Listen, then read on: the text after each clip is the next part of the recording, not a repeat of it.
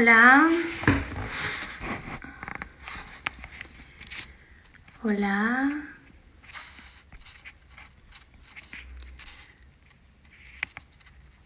Voy a enviar el directo al doctor Cubrías. Y me voy a poner un filtro. Ahí. Hola. Buenas tardes. Ya se está uniendo gente. Vamos a esperar a que se una el doctor. Hola Rosalina Alba. Hola doctor.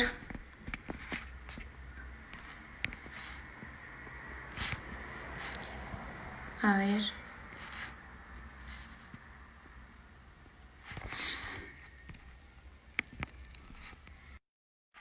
Ya estoy añadiendo.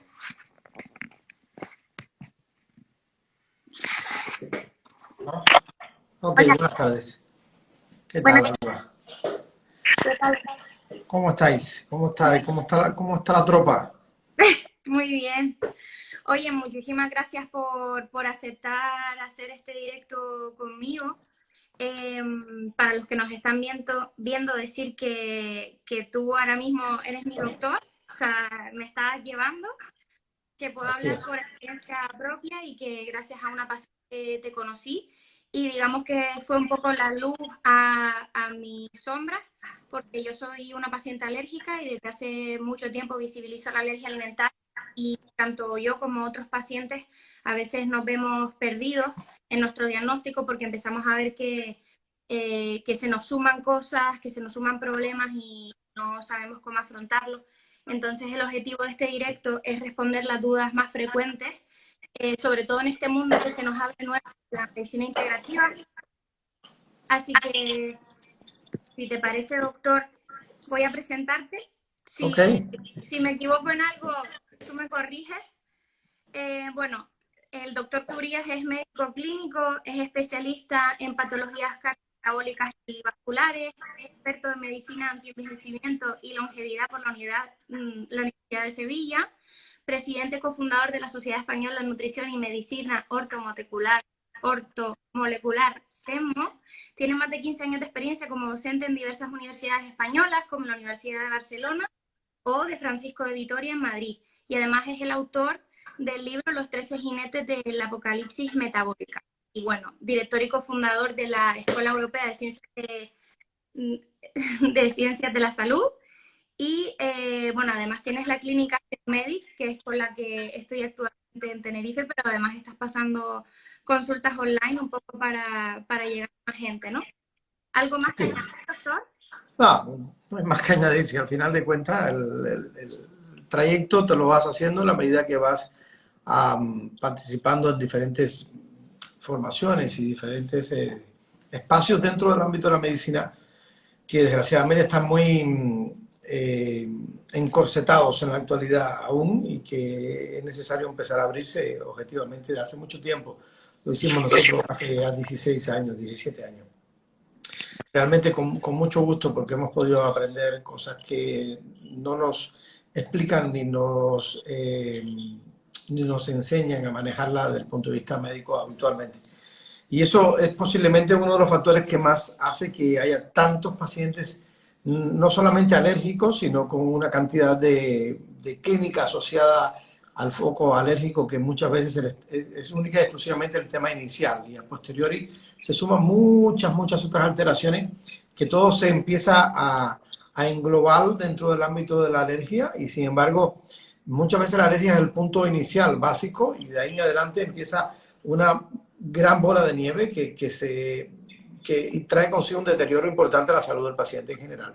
Y esto es una de las cosas que desgraciadamente no estamos capacitados profesionalmente, no nos capacitan, no nos enseñan a ver cómo se genera este entramado de alteraciones que traen consigo una enorme cantidad de síntomas que muchas veces están bastante distantes de la propia alergia y se hacen parte de ella por literalmente echarlo todo a un saco común. Entonces, esto es uno de los mensajes que quiero hacer llegar. O sea, yo veo con frecuencia muchos pacientes alérgicos, muchos pacientes con condiciones de sensibilidad múltiples, cosa que es diferente a la alergia, dicho sea de paso desde el punto de vista conceptual.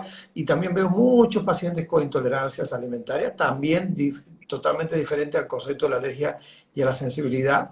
La alergia y la sensibilidad tienen dos factores iniciales diferentes, pero el camino final bioquímicamente es muy similar. Sin embargo, la intolerancia es una vía totalmente diferente.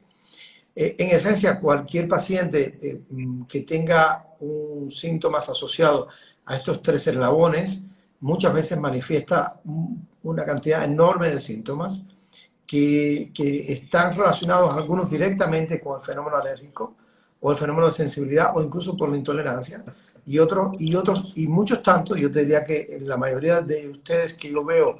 ¿Por qué? Porque los veo ya cuando han pasado por muchos colegas, o sea, no cuando empezó el foco alérgico, sino que esto se croniza en el tiempo y ya han visitado 15, 20, 10, 12 y más también. Entonces veo que hay una cantidad de alteraciones tremendas en diferentes ejes que afectan mucho el eje hormonal, que afectan mucho la microbiota, que afectan mucho, sin lugar a duda, la capacidad de concentración del individuo, la capacidad de focalización del individuo, la memoria a corto plazo, que afecta al estado de ánimo absolutamente, y es absolutamente entendible este fenómeno. Y la única forma que tenemos de abordarlo objetivamente con tendencia a la recuperación en algún momento de la vida es justamente viendo el todo de forma integral. Es como dice nuestra querida doctora Paula Martín, con la que colaboramos en muchos cursos. Ahora haremos un curso de medicina neurosistémica muy interesante, dicho sea de paso. Dice, pues es que tú me enseñaste alguna vez a ver el mapa para poder trazar los caminos. Y sin mapas no hay caminos, esto es así. Sin mapas, al final de cuentas, puedes estar dando vueltas al mismo sitio o ir a un sitio a otro y no saber por dónde tienes que ir varar para organizar una resolución de la situación del paciente. Es un tema, no es fácil, les puedo asegurar que no es fácil, más es muy bonito, porque sin lugar a dudas te permite dar pasos interesantes en términos de manejo de pacientes que desgraciadamente hoy en día no se atienden adecuadamente. Exacto, doctor. Precisamente es la información que quería que dieras para ver la importancia de ver todos las patologías y las patologías de manera integrada, porque empezamos a ver, bueno, como le dije a usted una vez en consulta, que todos los especialistas nos miran de manera desagregada, están todos que no se ponen de acuerdo y al final te intentan solucionar una cosa, pero te están estropeando otra. Lo digo yo bajo mi experiencia de paciente y bajo la experiencia de muchos pacientes con los que llevo tratando mucho tiempo. Entonces, voy a intentar hacer las preguntas más concretas posibles para poder responder. Para aprovechar la hora que tenemos. Sí, para intentar Okay. resolver las dudas más básicas que tienen los pacientes. Bueno, antes que nada, para los que no lo sepan, ¿nos puedes explicar qué es la microbiota intestinal y el microbioma y en qué se diferencia el uno de otro? Si son iguales, si son distintos, si todos lo tenemos. Bueno, mira, en esencia la microbiota como tal, intestinal, porque hay microbiota, somos gérmenes por todos lados, tenemos una cantidad enorme de bichos en nuestro cuerpo, incluso se cita conceptualmente que el 90% de lo que existe en el organismo de un individuo son gérmenes y el 10% son células humanas, por tanto, mira tú qué son, ¿no? Aunque yo incluso no estoy de acuerdo con eso, hay papers, artículos que se han publicado ya hace un par de años a la fecha, mostrando que andamos entre un 50 a 50-50, 48-50. O sea, más o menos parece ser que un 50% de lo que existe en nosotros son bichos, para que tengas una idea cuántos hay. Bueno, dirigido al ámbito intestinal, la microbiota intestinal está compuesta por 100 trillones de bacterias. 100 trillones de bacterias. Yo no las he contado, ¿eh? No las he contado. Pero dice la literatura que son 100 trillones de bacterias. Más hay virus, hay fagos, hay arqueas, o sea, hay una cantidad de bichos tremendo, de los cuales estamos aprendiendo hace muy poco tiempo mucha información. En los últimos 8 años ha sido un crecimiento increciendo, tremendo, incluso en los últimos 5 aún más increciendo.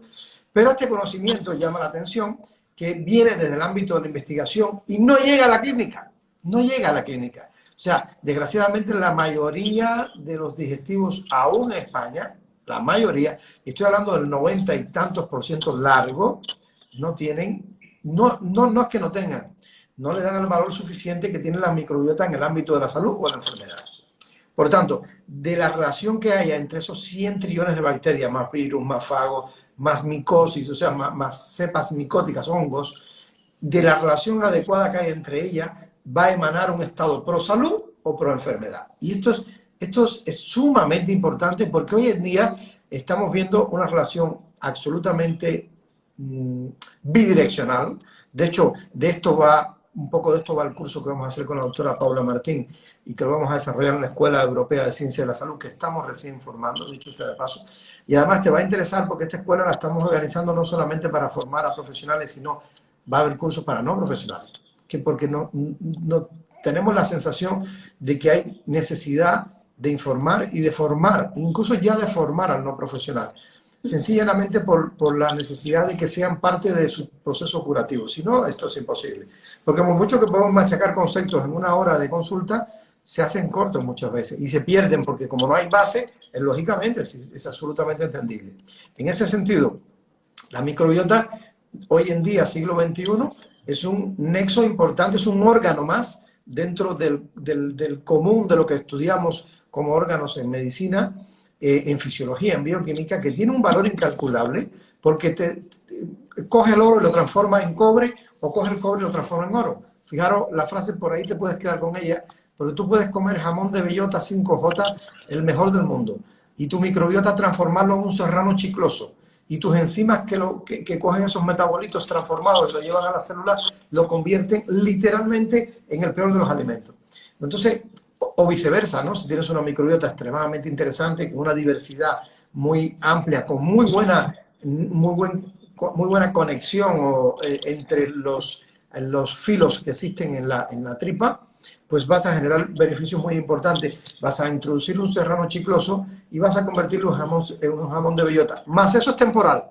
Cuando lo que tú aportas no es de calidad, literalmente te cargas a la microbiota. Una de las grandes formas, o las buenas formas, buenas entre comillas, de cargarnos la microbiota es ingerir alimentos que no tienen una calidad objetiva. Y esto es muy importante, muy importante. Bien, la diferencia que hay con el microbioma que es sumamente importante conceptualmente, porque el microbioma es el estudio de la genómica, o sea, de qué genes hay en las heces fecales que nos dicen que existen Juan, Pedro y Diego en el tubo digestivo. O sea, para yo saber realmente qué valor tiene la microbiota y que ésta sea representativa de forma objetiva y no tendamos a fallar conceptualmente, entonces necesitamos obligatoriamente hacer estudios 16S-RNA, que es un estudio de la genómica de la microbiota.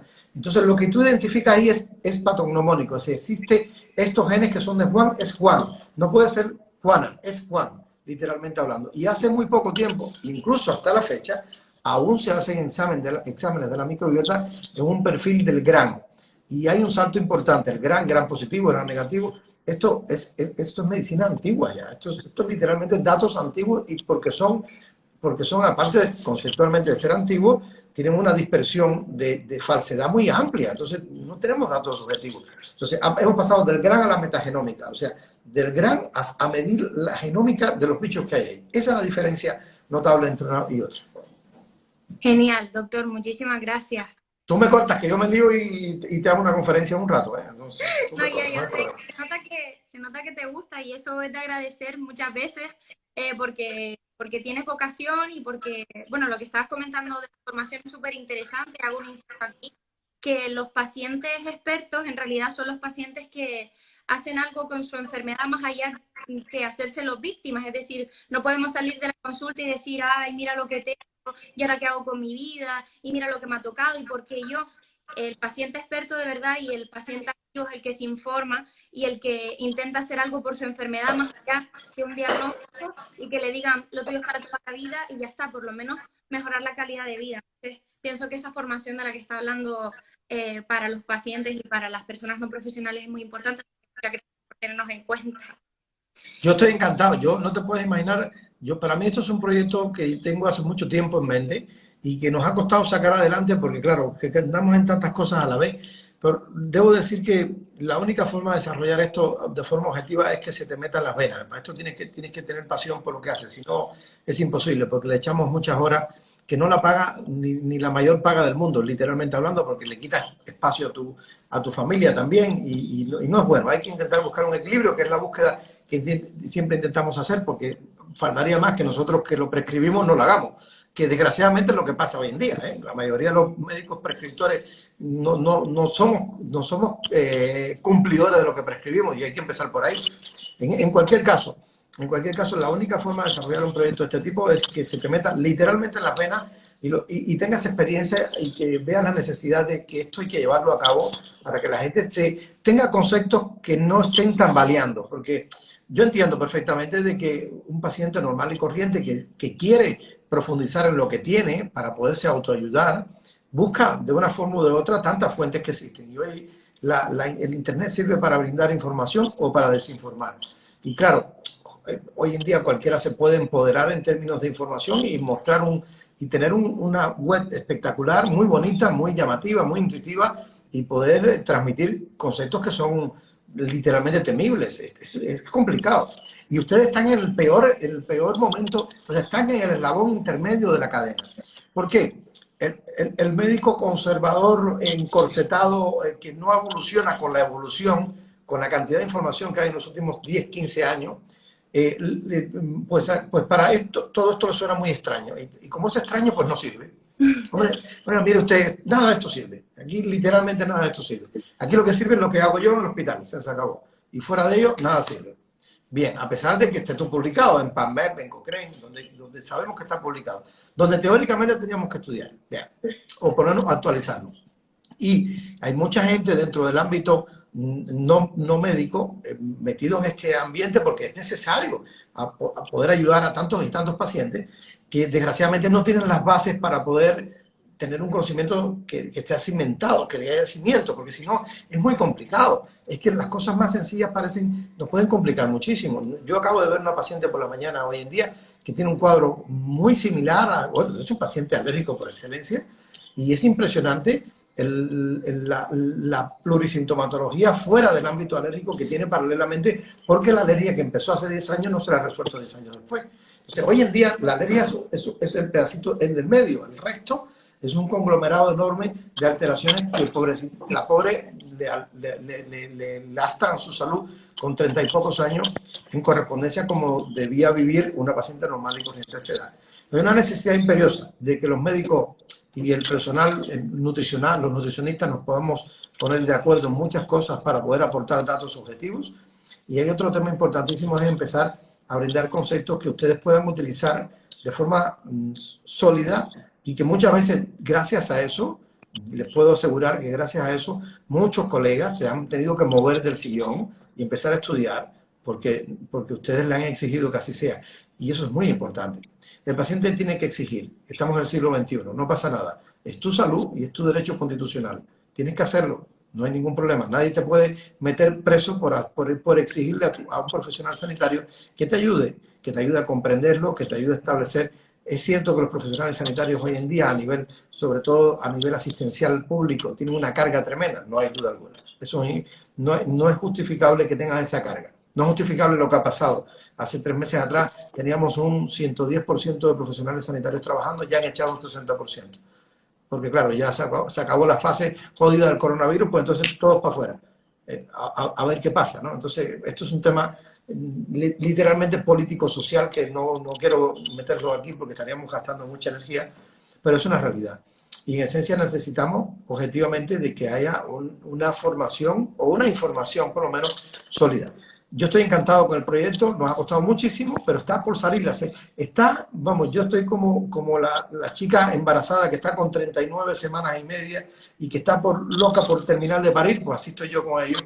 Y lo que faltan son tonterías, ya la web está y va a haber cursos muy interesantes. Yo he comprometido a nuestros nutricionistas a hacer 4 cursillos de media horita, que es interesante, cómo leer una etiqueta, que no te vendan la moto en un supermercado, qué productos realmente son de valía, porque todo lo que está dentro del real fooding no es tan real fooding tampoco. Bueno, es tremendo. ¡Qué guay! Doctor, es Ya que te avisaremos. tengo muchas ganas de hacerlo. Es que al final nosotros no nos queda otra que aprender, los pacientes, porque convivimos con ellos. O sea, es nuestro día a día y lo que queremos es mejorar nuestra calidad de vida. Oye, ¿aceptamos que tenemos alergias? Sí, o intolerancias o enfermedad celíaca, y que hay cosas que son para siempre, pero por lo menos ser pacientes informados, que no nos vendan la moto. Absolutamente. Absolutamente. ¿Por qué, doctor, se produce un desequilibrio de estas bacterias que estamos hablando intestinales y por qué hay unas personas que lo desarrollan, otras que no, cómo saber que tenemos ese desequilibrio. Mira, esto es una pregunta súper importante. La primera causa con creces, Alba, de este desequilibrio, con creces, a pesar de que no lo cita así la literatura médica hace alusión que la primera causa es, para mí, la segunda con creces, que es el uso de antibióticos de forma reiterativa e inadecuada, cosa que es una pandemia. Si hay una pandemia de coronavirus, hay una pandemia de uso inadecuado de antibióticos tremendo. Y en los pacientes que más se usa de forma inadecuada es en nuestros niñitos, es en los pacientes en etapa infantil, donde literalmente hablando en los primeros 24 meses tienen una vulnerabilidad tremenda de su microbiota, se está recién formando la microbiota y además, para que tengas una idea, que esto quiero que lo escuchen de forma muy objetiva, entre los 18 y los 24 meses el sistema inmune viene a dar un paseo por el tubo digestivo y dice, déjame ver qué balance, qué diversidad de bichos hay aquí. Le echo una foto y para mí va a ser una buena forma de identificar de qué esto es lo normal. Bien, si tú en los 18 primeros meses y hasta los 24 has tenido un pacientito que ha recibido dosis de antibiótico muchas veces por itis, otitis, laringitis, faringitis, itis, en vía respiratoria, y estos antibióticos han sido puestos muchas veces sin la restauración a través de diversos probióticos y el uso de antimicóticos paralelos, ojo, que eso es otro tema importante, pues entonces, ¿qué es lo que sucede habitualmente a nivel mundial? Excepto algunos grupos en Estados Unidos, en Inglaterra, algunos grupos en Canadá, algunos grupos en Sudáfrica, en Australia, que ya de pediatras que tienen esto concienciado y lo llevan a cabo. Bueno, anyway, el resto no lo hace. Pues lo que ocurra en esos 18 o 24 meses, inicialmente puede marcar casi que de por vida al paciente. Para que tengas una idea, o sea, esa depauperación, porque el sistema inmune va a venir a los 18 meses y va a decir, esto para mí es lo normal. ¿Y qué es lo que estoy viendo que es lo normal? El resultado de haber tomado 6 ciclos de antibióticos, como tengo una niñita que vi la semana pasada con 12 ciclos de antibióticos en 16 meses. 12, casi a un ciclo por mes. Esto es tremendo. Cuando hay que usarlo, pero desgraciadamente la mayoría de las veces hoy se usa de forma absolutamente desmesurada. Absolutamente desmesurada. Muchas veces por darle tranquilidad a los padres, muchas veces por tener tranquilidad al médico, muchas veces por cubrir lo que no para nada es bacteriano, es micótico en la mayoría de los casos, o viral, perdón, en la mayoría de los casos. Sí. Ahora, pero la primera causa no es esa. La primera causa en pacientes adultos realmente es con creces el estrés, el disestrés. O sea, el someterte, el tu poder con el estrés es muy importante en la vida, porque te permite crecer. Es un dibujo que tengo por aquí atrás que hoy le hice a un paciente, ¿no? O sea, te permites crecer si tú te enfrentas a dosis de estrés intermitente durante la vida, eso se llama hormesis, y es muy importante. Ahora, el vivir en una situación en la cual los elementos estresores son extremadamente elevados y tú sientes que el estrés puede contigo, esto es el peor de los problemas que se somete hoy un individuo en el siglo XXI. Esto acaba con las neuronas, literalmente hablando. Esto acaba con tu capacidad de fertilidad, literalmente hablando. Esto envejece de forma exagerada, literalmente hablando. Esto acaba con el colágeno de tu piel y de tu tejido osteomiyoarticular. Esto produce sarcopenia, osteopenia, osteoporosis. Esto produce patologías cardiovasculares y esto produce un gran daño a la microbiota intestinal. No hay duda. Todos tenemos derecho a recuperar, estar en un estado de euestrés. Asépticamente no se puede dejar de tener estrés. No tener nada de estrés es estar muerto. Hay que tener algo de estrés porque literalmente esto nos permite movernos y tener motivación y tener ganas de echar cosas hacia adelante, porque si viniste a este mundo para no echar nada hacia adelante, hijo, te puedes quedar acostado todo el tiempo, que no vas, literalmente vas a caer rápidamente en disestrés, porque también eso hace crecer al individuo. Pero el estar en una situación de disestrés es tremendo, tremendo, tremendo, lo que fustiga a la microbiota, le hace un daño tremendo. Nosotros pusimos un caso que compartimos esta semana en Instagram, justamente aquí. Aquí un caso de un paciente mío, además absolutamente cercano, ¿no? Además de paciente es mi amigo y colaborador, que ha desarrollado un cuadro de una gastroenteritis, sobre todo una gastritis importante, con alteración de la microbiota 100%, asociada exclusivamente a una tremenda depresión dopaminérgica. O sea, cuando tú te enfrentas a la situación del día a día y llegas a no poder con el estrés. Esto vía nervio vago, hoy archiconocido fisiológicamente de toda la vida, ¿eh? De toda la vida. Basta revisar este libro, ¿cierto? Sencillo, de primer y segundo año, bioquímica médica, y esto se entiende perfectamente. Esto no es algo que se inventó Jorge Cubería, esto lo dice la medicina ancestral, literalmente hablando. Cuando esto ocurre vía nervio vago, el nervio vago llega a establecer en el tubo digestivo vía dos plexos, uno que se llama Meissner y otro Auerbach, da igual cómo se llamen, el control del tono motor, o sea, del tono con que se mueve la tripa, el control de la capacidad absortiva de la tripa y el control de algo extremadamente importante que es la motilidad. O sea, el tono, yo produzco un espasmo, seguro que has oído hablar de que muchos pacientes con alergias tienen colon irritable, ¿cierto? Sí, claro. Es que me diagnosticaron colon irritable. Oye, el colon, el pobre, está irritado, no es irritable, está irritado porque en el colon tenemos receptores 5-HTP, que son receptores ¿de qué? De serotonina, literalmente, en la tripa. 5 producen diarrea, 3 producen estreñimiento. Cuando los 5 que producen diarrea predominan, hay diarrea. Cuando los 3 que producen estreñimiento predominan, hay estreñimiento. Cuando no se alternan y hay diarrea, estreñimiento, diarrea, estreñimiento, diarrea, estreñimiento. Y esto es frecuentísimo. La causa, no, vaya al psiquiatra, que esto, al psiquiatra y al digestivo. El digestivo te da un espasmolítico y el psiquiatra te da una benzodiazepina y posiblemente un antidepresivo. ¿Hemos resuelto algo? Nada, nada. Si no somos capaces de ver lo que está pasando, entonces estamos en el camino perdido. Fuera de ello, hay disfunciones enzimáticas, hay alteraciones que pueden alterar la microbiota, pero con creces es el disestrés, sobre todo en el paciente mayor, y en el paciente pequeñito es el uso de antibióticos de forma desmesurada y exagerada. Antiinflamatorios esteroideos y no esteroideos, incluyendo antiinflamatorios y los esteroides, son también una cosa importante de disbiosis intestinal.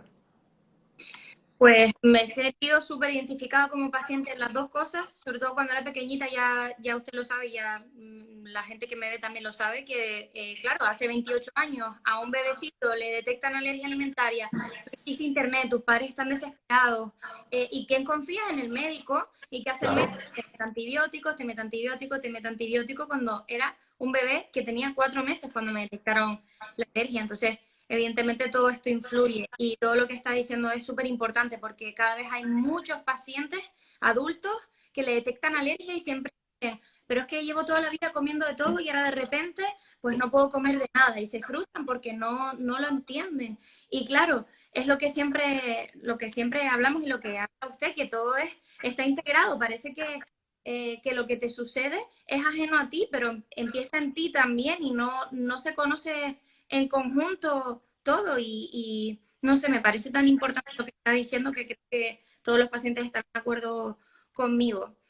Entonces, doctor, ¿cómo saber cuándo, cómo tenemos que ponerle solución a esto? ¿Qué es lo que tienen que hacer los pacientes? Porque hay muchos que se encuentran con un diagnóstico de alergia alimentaria, otros de celiaquía, enfermedades autoinmunes que supuestamente no tienen cura.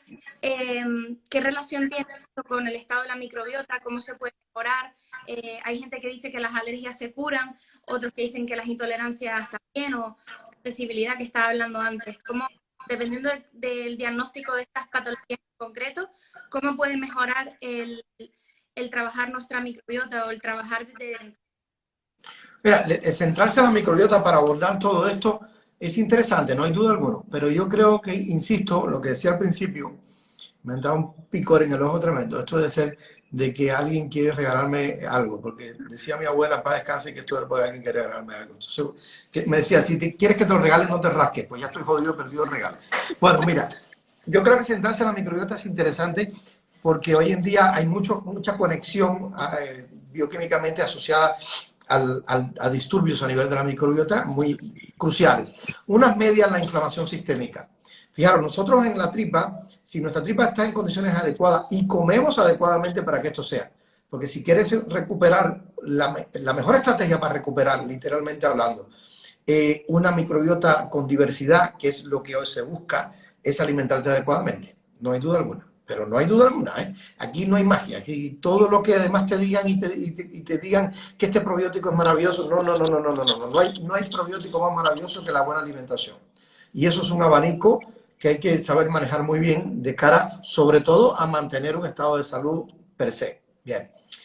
Cuando cuando usan los alimentos adecuados y nuestra tripa está en condiciones adecuadas, las bacterias están de acuerdo junto con los hongos, con los virus, con los fagos, hay unas células en el colon que se encargan de coger un tipo de fibra y lo convierten en unos ácidos grasos que se llaman de cadena corta. Esos ácidos grasos de cadena corta tienen una capacidad impresionante de amortiguar, apaciguar la respuesta inflamatoria sistémica que causan las propias alergias, que causan las propias intolerancias, incluso, mejor dicho, que causa incluso la sensibilidad.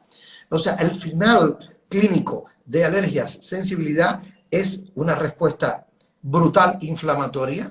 Y insisto en esto porque siempre se tilda a la pobre histamina de esto, solo la histamina, y no es solo la histamina.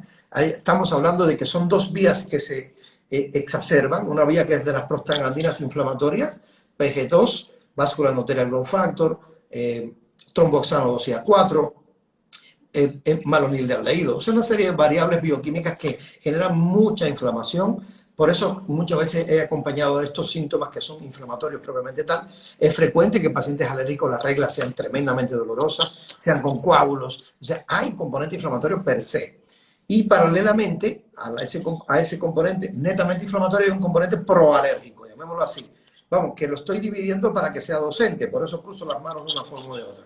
Pero en buena liga esto va saliendo así, va bifurcándose y va drenando a ambos sitios. Bien, este lado de aquí es el de una enzima que se llama 5-lipoxigenasa. Y esa enzima aumenta la producción de leucotrienos B4 y esto, ahora sí, de histamina, bradiquinina, serotonina, sustancia anafiláctica lenta. Entonces, este decursar paralelo es el que genera la sintomatología a nivel sistémico. Tremendo. Para que tengas una idea, estos elementos que salen por esta vía y algunos de esta otra, hoy sabemos que si nuestro tubo digestivo está disbiótico y en la parte alta tenemos permeabilidad intestinal o tenemos el famoso leaky gut, conocido por todos nosotros, agujero permeable, ¿no? Intestino permeable, ¿cierto? O la creación de agujeros en el intestino delgado porque los enterocitos se han abierto. A merced de que ocurre esta apertura en el enterocito, así en el tubo digestivo delgado, ocurre una apertura importante en la barrera hematoencefálica. O sea, ¿qué significa? Nosotros tenemos aquí una barrera que realmente no es un filtro, ¿vale? Realmente esta barrera es un gradiente de presión. Hagamos cuenta que del cuellito hacia arriba hay una presión más alta que del cuello hacia abajo. Por tanto, lo que viene por la sangre y quiere subir aquí, hay una selección y dice, tú pasas y tú no pasas, ¿ok? Tú pasas, tú no pasas, porque si no, coges una enfermedad en la tripa y haces una meningoencefalitis y te mueres mañana. Entonces, no todo el mundo que coge una enfermedad en la tripa es una meningoencefalitis, gracias al Señor o a quien sea. Bien, por ese gradiente de presión. Pues ese gradiente de presión, cuando tienes permeabilidad intestinal, se afecta, se abre, y entonces esos elementos, histamina, bradiquinina, serotonina, pasan al cerebro. Y elementos inflamatorios pasan al cerebro. Y cuando pasan al cerebro, ¿sabes qué hacen? Van a pasear a la neuroglía, van a pasear a la base de la neurona y la inflaman. ¿Y sabes qué pasa cuando inflaman? Que los niveles de neurotransmisores, o sea, las sustancias que explican que las neuronas se hablan entre ellas, empiezan a ser así, oscilantes. Entonces el paciente se siente bien por la mañana, a las 2 horas se siente mal, después de una tristeza tremenda, se transforma en un bipolar con una amplitud pequeña. El bipolar hace así, ¿vale? Y el paciente hace así, con una inestabilidad emocional tremenda. Y esa inestabilidad emocional, ¿sabes lo que hace? Le dice al sistema simpático que está aquí atrás en el sistema límbico, te vas a disparar y vas a mandar una información de exacerbación de trabajo al nervio vago, y el nervio vago va a decir, ¿tú sabes a quién voy a hacerle daño? A la tripa. Y entonces afecta la motilidad, afecta la capacidad absortiva y el tono. Y entonces el paciente va a tener espasmo y no va al baño en 7 días, o va a tener motilidad acelerada y va al baño cada 5 minutos, o va a tener dificultad en la absorción y se desnutre, y sobre todo de micronutrientes, no de macronutrientes. Y eso a su vez altera más la microbiota, que sigue enviando señales negativas al sistema nervioso central. Pero no se queda ahí. Ese sistema nervioso central que está inflamado, que está con unos niveles histaminérgicos altísimos y de todas estas sustancias, literalmente hablando, como un mecanismo de defensa temporal, ¿saben lo que hacen? Cogen los amortiguadores que tiene el cerebro fisiológicamente para evitar dañarse y los va gastando de a poco. Y hay 2 amortiguadores muy interesantes. Yo mejor digo 3. Uno se llama dehidroepiandrosterona, otro se llama pregnenolona, que son neuroesteroides, y hay un neurotransmisor específico que se llama acetilcolina, que es el que te da memoria a corto plazo, es el que te da disfrute del orgasmo, para que veas cuántas cosas modifica este neurotransmisor, es el que modifica la frecuencia con que vas al baño de noche. Es tremendo cuando haces pipí, por ejemplo. Y es el que controla fisiológicamente al simpático que se ha disparatado secundariamente, que pasó la histamina para arriba. ¿Qué pasa? Que cuando tú gastáis ese neurotransmisor, entonces empiezas a tener alteraciones de memoria a corto plazo. Esa sensación de brain fog que tienen, que a veces estás aturdido, que no estás 100% claro, y entonces esto se convierte en un síndrome. Esto no es un tema de alergia única exclusivamente, es un síndrome. Y paralelamente a este fenómeno, esto emana respuestas inflamatorias sistémicas en el organismo. Entonces, el organismo entra en una inflamación sistémica de bajo grado que aumenta la velocidad de oxidación de los tejidos. Sin poner la palabra estrés, mira cuántas cosas suceden secundariamente a este fenómeno. Es que es un lío, literalmente. O sea, yo entiendo que hay muchos colegas que no lo entiendan, que es absolutamente no justificable, porque la información está, pero yo entiendo. Y entiendo que no es un tema fácil, no se sale de un día, no es imposible, porque cada vez que vemos al paciente lo vemos, vuelvo y repito, con todo este entramado de alteraciones que puede, solo he hablado de este eje, ¿eh? Está el eje de que cuando tú vulneras la microbiota, por la razón que fuese, tú disminuyes la capacidad de toxificación que tienes. O sea, tú puedes nacer con un filtro bueno, malo o regular, ¿vale? Si vienes con un filtro malo de fábrica, te vas a llenar de metales pesados así. Así tenemos niñitos que tienen 6 mesitos y están llenos de metales pesados hasta la coronilla. Si tienes un filtro estándar y no te expones mucho a un ambiente tóxico por excelencia, puedes aguantar un tiempo. Y si tienes un filtro de fábrica muy bueno, ese filtro de fábrica muy bueno puede hacer que te expongas a una fuente importante y o que tengas alteraciones de la microbiota y aguantes más el tirón. Pero incluso hasta que tiene el filtro bueno, cuando la microbiota se altera, la primera línea de defensa es el tubo digestivo, no es el hígado para desintoxicar. Que siempre se habla de desintoxicación hacia el hígado. No. La primera línea de defensa es el tubo digestivo. La segunda es el hígado. Entonces, el hígado, el tubo digestivo, cuando no está normofuncionante, en ese sentido, sobrecarga la función de detoxificación. Si esa detoxificación no ocurre adecuadamente, vienen los tóxicos liposolubles y se meten ¿dónde? En nuestras neuronas, que es donde más grasa tenemos en un individuo normal y corriente, el 60% del cerebro es grasa. Y esto hiperactiva lo que acabo de decir anteriormente. O sea, es un lío, literalmente. Es un lío que hay que desliar, pero es un lío, no hay duda alguna. Y como un paciente, doctor, ¿cómo sabe que tiene la disbiosis? ¿Qué pruebas tiene que hacer? ¿A dónde tiene que acudir? Porque esto no lo aborda la seguridad social, ¿verdad? Claro, a ver, en buena ley es extremadamente sencillo darse cuenta que un paciente tiene disbiosis. Los que estén oyendo, o los que van a oír a posteriori, sobre todo esto es un tema de chicas, fíjense que es mucho más predominante en chicas que en chicos. Y dirán, ¿y tú por qué? Señores, porque es un tema hormonodependiente, tiene relación con nuestras hormonas, no hay duda. Donde hay más estrógenos, hay más tendencia a que esto se genere. Por muchos mecanismos que literalmente harían falta 20 live para poder explicar todo esto. Pero en esencia, por ahí van los tiros. Ahora, el paciente que va a oír esto, la paciente que va a oír esto, si se despierta en la mañana con la tripa plana y durante el día nota que se distiende y tiene gases, tiene una disbiosis. Tiene una disbiosis de la A a la Z. Ahora, clínicamente hablando, si nota que cuando va a venir el ciclo menstrual tiene una cantidad de síntomas premenstruales importantes, cefalea, cambio mucho el estado de humor de forma importante, ¿ok? Tengo una menstruación dolorosa el primer día, sobre todo, y los días previos. Mis pechos se ponen a reventar. Literalmente, paralelamente a todo esto, cambia mi hábito defecatorio. Voy al baño y cuando tenía estreñimiento ahora tengo diarrea. Pero es que empecé con los sangrados, me puse en la copa y me di cuenta que tengo muchos coágulos. Todo eso son síntomas de disbiosis intestinal que se reflejan a un nivel, o sea, síntomas indirectos de disbiosis intestinal que se reflejan en otros órganos.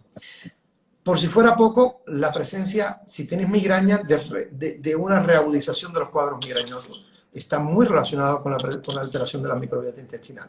Clínicamente hablando, por dar datos generales. Ahora, desde el punto de vista diagnóstico, señores, el mejor estudio para abordar la microbiota intestinal hoy en día es aquel que utiliza la genómica de la microbiota, como decíamos hace un rato. El 16S-RNA. De ese estudio vas a saber muchísimos datos. Vas a saber si tu microbiota de muconutritiva cómo está. Si tu microbiota inmunomoduladora, ¿cómo está? La reguladora, ¿cómo está? La proteolítica, ¿cómo está? ¿Cómo están los bichitos que se encargan de digerir los almidones? ¿Cómo están los bichitos que se encargan de digerir las proteínas? Entonces, toda esa información se requiere a través de estudios de disbiosis específicos, que hoy, por suerte, en España tenemos diferentes laboratorios que ya lo hacen. Disbiosis intestinal en buena lid, siempre que se haga estudiando el 16S-RNA, entonces nos va a dar datos muy concisos para poder abordarlo de forma objetiva. Si Claro, no, es imposible. claro, pero un paciente puede ir a un laboratorio y decir, me voy a hacer un examen de disbiosis intestinal o para saber hasta el estado de mis alteraciones del cerebro, lo que sea. Pero realmente tiene que haber un profesional como tú, por ejemplo, que puede interpretar todos esos resultados, porque, doctor, yo la primera vez que vi los resultados de las analíticas que me mandó no entendía nada. Entonces, siempre tiene que haber un acompañamiento de un especialista. ¿Quién debe ser? Buena pregunta. Esa pregunta es la más difícil que me has hecho. Es complicado, es complicado. Mira, ¿por qué te digo que es complicado? En esencia debía ser un médico competente. Mira el apellido, un médico competente. Un médico competente es un médico que se entere de todo esto y que tenga formación e información en esto. Porque hoy en día nos podemos informar todos, pero otra cosa es tener formación. La información son parches que te van llegando, pero tener formación es manejar hilos conductuales o hilos que van diferentes situaciones. Entonces, esto es muy importante. ¿Por qué debe ser un médico competente? Porque necesitas muchas veces la prescripción de un antibacteriano, de un antiparasitario, de un antimicótico, que es de prescripción farmacológica, y eso tiene que hacerlo un médico.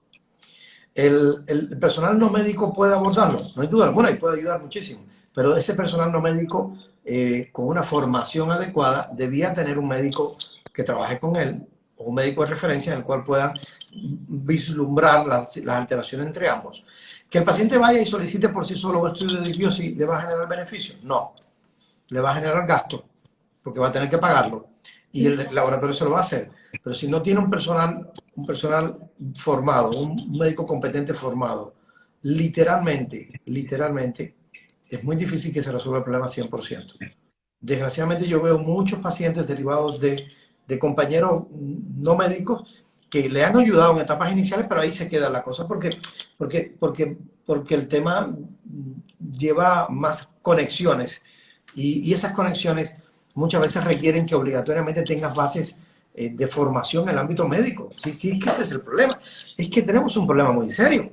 Es que los médicos, que son los que debían saber más de esto, son los que menos interés tienen en poder manejar esto adecuadamente. Yo lo entiendo, pero a su vez son los que tienen las bases para poder gestar el resto de la formación sobre estas bases. Y crear estas bases necesita revisar fisiología y bioquímica, pero que te dan en medicina.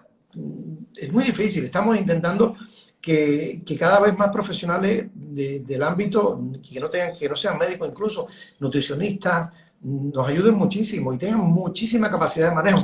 Hoy en día existen nutracéuticos que tienen capacidad de acción similar a un fármaco y se pueden lograr cosas muy interesantes, pero tiene que ser un nutricionista muy competente. Si es competente, estupendo. Ahora, el apellido competente, ¿dónde te lo dan? Ese no te lo certifica en ningún sitio.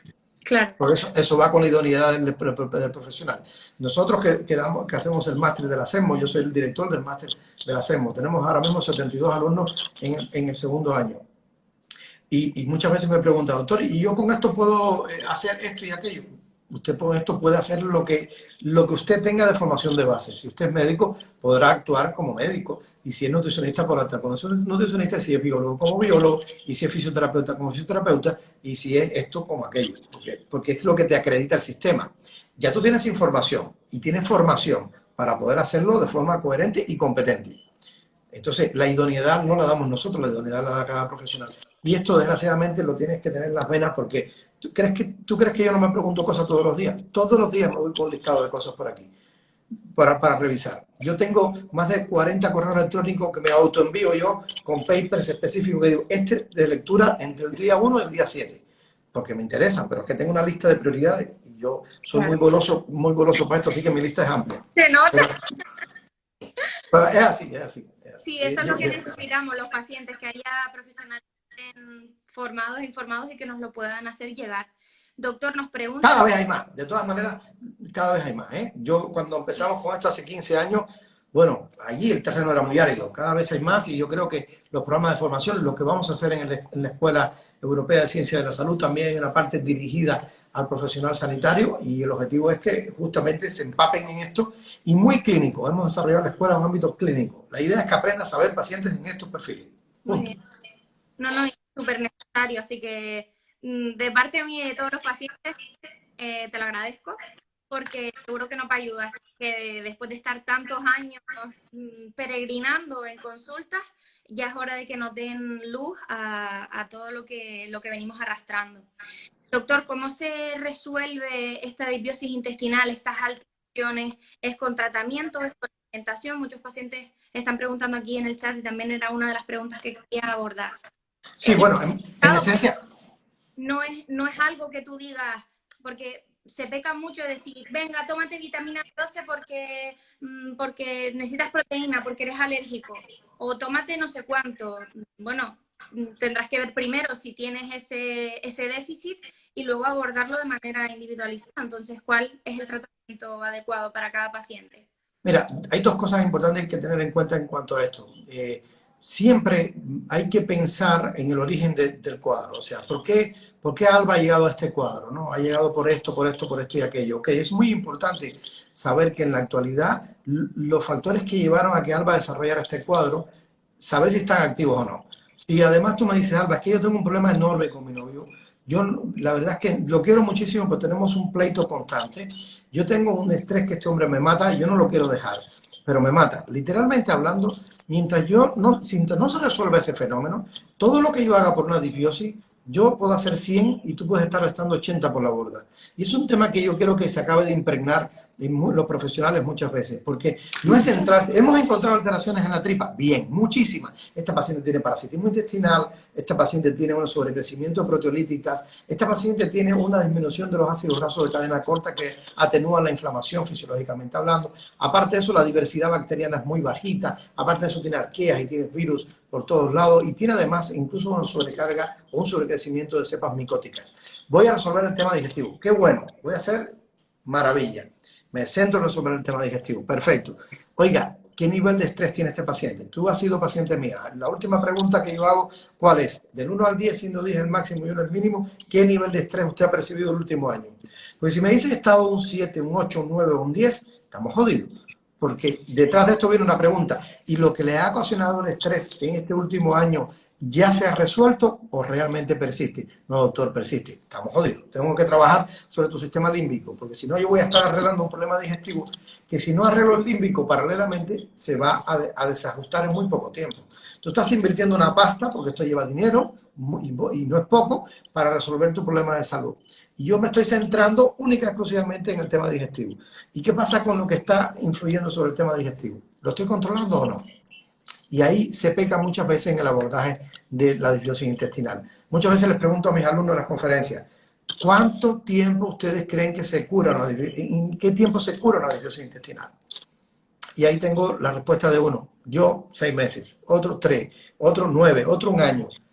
Y entonces la respuesta mía es, si el tratamiento es dirigido única y exclusivamente a la disbiosis intestinal, entonces, ¿cómo logras tú que le vas a dar un tiempo al paciente prudente? Una cosa es el tiempo de tratamiento para intentar corregir los fenómenos que encontraste y otra cosa es que tú corrijas el 100% de la disbiosis. Y para eso tienes que corregir los factores que son causales. Si este paciente, paralelamente a la disbiosis, usa metotrexato y usa esteroides cada día, literalmente, ¿por qué? Porque tiene una patología autoinmune de base. Estamos sembrando 10 y estamos arrancando 7. Entonces, no sé si me entiendes, es que es un tema que hay que tener claro, el profesional tiene que tenerlo claro, para hablarle claro al paciente, porque esto no es un tema de que, no, el doctor es maravilloso y se le va a curar en 3 meses. No, eso no es así. Hay veces que tenemos 6 meses, 9 meses, 1 año, 2 años, porque hay que trabajar sobre, primero, que el paciente vaya captando la valía que tiene todo esto. O sea, tú tienes que determinar que el día, si esto es así, cuando vayas a hablar con tu novio, o cambia tu novio, o cambias tú, o la cosa se jodió. Porque si no, estamos sembrando por un lado y desembrando por el otro. Claro, es que al final esto es, tiene que ser un paciente que realmente quiera curarse. Absolutamente. No, no, no, no, no, por supuesto. Que no podemos poner toda la responsabilidad en el doctor, sino en nosotros mismos, ¿no? El qué podemos hacer nosotros. No podemos decir, venga, pongo dinero, pues ya puse dinero, pues ya está, el doctor me lo va a arreglar, sino que tiene que ser también un trabajo del propio paciente el que se quiera curar. Y eso que está hablando el sistema clínico es súper importante, porque es una de las cosas, doctor, que no se tiene en cuenta en la medicina de toda la vida, que es, oye, ¿cómo estás tú? Porque una de las preguntas que más me impresionó cuando tuve la primera consulta contigo fue la del estrés. Y no había sido consciente del estrés que había vivido en un año, ni tampoco las consecuencias que podría llegar a tener en mi vida, ¿no? Y eso muchos pacientes no lo saben, entonces hay que arreglar las cosas de manera paralela y sobre todo querer arreglarlas, no dejar todo en responsabilidad de un profesional como tú. Así que muchas gracias por esta aclaración. Tiene que ser así, no hay otra opción. Nosotros, todos los pacientes que recibimos en la consulta tienen que tener como interés resolver 100% su situación clínica. Si no tienen como interés resolver 100% su situación clínica, entonces lo mandamos. Yo le digo personalmente, mire, usted si quiere aliviar los síntomas, vaya a la Seguridad Social, tiene cobertura, la Seguridad Social no tiene que pagar, le van a dar un medicamento para aliviar la sintomatología y se acabó. Esto es medicina participativa. Hoy en día estamos cambiando el nombre de la sociedad, de Sociedad Española de Nutrición y Medicina Ortomolecular a Sociedad de Salud de Precisión. ¿Por qué? Porque esto es salud de precisión. Porque en realidad el uso de nutracéutico y la nutrición son importantes, son eslabones más. Pero fijaros, si tú no eres capaz de controlar tu ritmo circadiano, si tú no eres capaz de acostarte a la hora que corresponde cada día, y te quedas hasta la 1 o las 2 de la mañana porque te interesa, no sé, Netflix o HBO, o te interesa leer un libro que te gusta, pero estás vulnerando tu ritmo circadiano. ¿Sabes cuánto afecta al sistema límbico los ritmos circadianos? Es tremendo. ¿Sabes que nosotros, biológicamente hablando, estamos hechos para dormir cuando oscurece? Y eso no ha cambiado. Y nos lo pasamos por eso mismo, por ahí. Es cierto que biológicamente estamos en el siglo XXI, de acuerdo. Yo no quiero que la gente se vaya a dormir inmediatamente, pero hay que tenerlo en cuenta. Ten en cuenta que, por ejemplo, desde el momento que oscurece hasta las 11 de la noche, 11:30 de la noche, empieza a haber hasta un 30% de alteraciones sobre el sistema límbico. Pero de las 11:30 de la noche en adelante, por cada hora aumenta casi un 50%, una barbaridad. El tío que te dice, oye, yo me acuesto habitualmente a la 1 de la mañana, estamos jodidos. No hay quien arregle el sistema límbico si tú te acuestas todos los días a la 1 de la mañana. Y si te acuestas a las 11:30, tenemos que pelear a ver cómo podemos llegar, que ojalá vayas a las 11 y ojalá a las 10:30. Es que eso es biología molecular, o sea, no hay tu tía. Entonces, ¿qué haces con llenarte de herramientas para controlar el sistema límbico durante el día cuando no eres capaz de dormir en el momento adecuado el día anterior? Estamos hechos fisiológicamente para movernos. ¿Qué hacemos sentados en esto? Que tú estás sentada y yo también. ¿Esto es veneno? La silla hoy en día es un factor de riesgo cardiovascular tan alto como fumar, tan alto como ser obeso, tan alto como ser diabético. Y estamos estacionados 8 o 10 horas aquí. Yo tengo encargado un escritorio para trabajar de pie. La próxima vez que me verás trabajando de pie. Porque es que esto lo hacemos o estamos jodidos. Y estas son cosas que parecen sencillas, pero son salud de precisión. Nosotros no podemos estar toda la noche en la casa conectada con una Wi-Fi o Wi-Fi, porque sí, porque nos interesa en el ordenador estar viendo por la noche cosas que no pude ver durante el día. Eso parece muy bonito. Eso está bien para hacerlo una semana, ¿de acuerdo? Pero no puede ser un hábito. No puede ser un hábito que cojas una pantalla de un teléfono y estés hasta las 12 de la noche viendo en Instagram qué bien te va o qué mal te va, o en el Facebook o en el otro. No es biológicamente plausible. No estamos preparados biológicamente para eso. Lo siento. Puede ser esto chocante, disruptor. Yo soy un díscolo por excelencia, pero es la realidad. Es biología molecular asociada a la evolución. No, nuestros genes son genes ancestrales. No han variado más allá de un 0,3%. No justificamos los actos que tenemos. Muchas de las entidades, patologías que tenemos hoy en día están creadas por nuestro estilo de vida que nos parece que es bueno, tal cual como el real footing. Nos parece que el real footing es tan real footing y muchas veces no es tan así. No es bueno, a pesar de que parece que es bueno porque todos lo hacemos. Claro, como todos lo hacemos, es bueno. Tomar alcohol es una droga.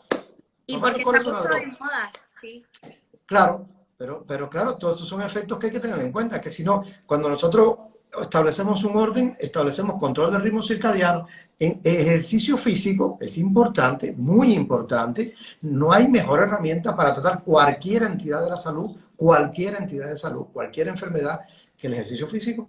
Y tú tienes que lograr hacer un ejercicio físico que además que disfrutes, que lo conviertas en algo que disfrutes. No puede ser un ejercicio físico forzado, porque si no te aumenta el cortisol y el efecto es negativo. Tienes que convertir lo que no te gusta, pero te viene bien, en algo que te gusta. Según los gringos, eso lo hace solo el 10% de los pacientes. Yo espero que cada vez sean más. Pues, doctor, en estos 5 minutos que quedan voy a hacerle la última pregunta. Bueno, 2 últimas preguntas. Primero, ¿cómo puede mejorar esta medicina integrativa en patologías como la alergia alimentaria, celiaquía e intolerancia, sabiendo que 2 de ellas son autoinmunes?